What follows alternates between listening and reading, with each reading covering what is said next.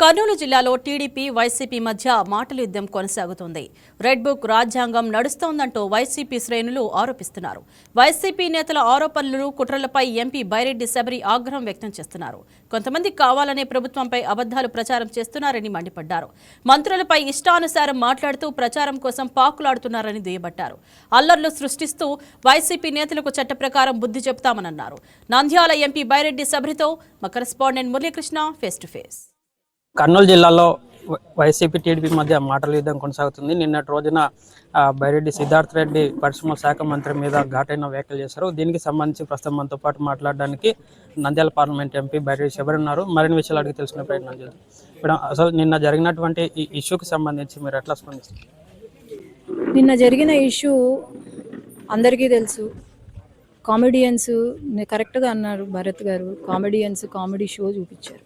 ఎందుకంటే నిన్న ఎవరి కోసం అయితే ధర్నా చేశారు వాళ్ళు అమ్మాయిలను బ్లాక్మెయిల్ చేస్తూ బాలునో ఆడు పైన ఎన్ని ఎఫ్ఐఆర్లు ఉన్నాయి చూసుకోండి.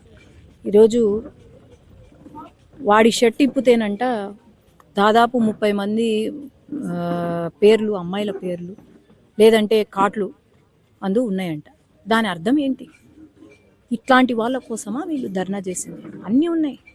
మీరు కావాలంటే డిపార్ట్మెంట్కి కూడా వెళ్ళి మొత్తం అన్నీ తీసుకుని రావచ్చు. ఇలాంటి వాళ్ళ కోసం వీళ్ళు ధర్నా చేస్తున్నారంటేనే వైసీపీ పార్టీ ఎలాంటి పార్టీ అనేది అందరూ కూడా ఆలోచన చేయాలి. అంటే మేడం, ఇప్పుడు మీరు అన్నారు ఇందాక మహిళా ఎంపీగా నేను పోస్ట్ పెడితేనే దాని కింద నెగిటివ్ కామెంట్స్ పెడుతున్నారని చెప్పి.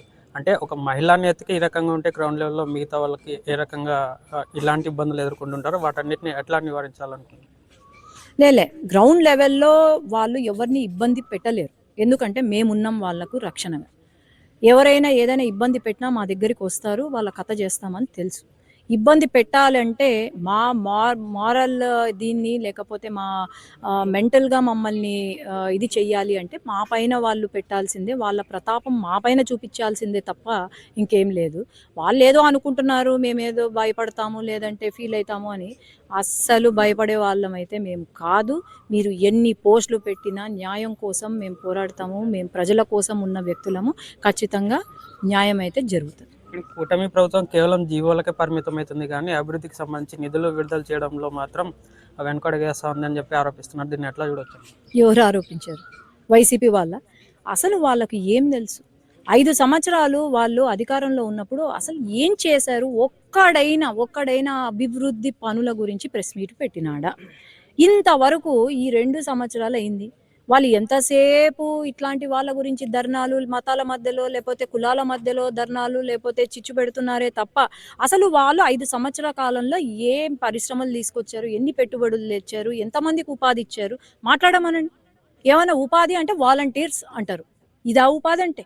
ఈనాడు ఎన్ని కోట్లు, లక్షల కోట్లు పెట్టుబడులు, 800 కంపెనీలు ఈరోజు లైన్లో ఉన్నాయి, మానిటర్ చేస్తున్నాం. ఈరోజు 23 లక్షల రూపాయలతో పెట్టుబడులు 23 నెలల్లో ఎవరు చేస్తారండి?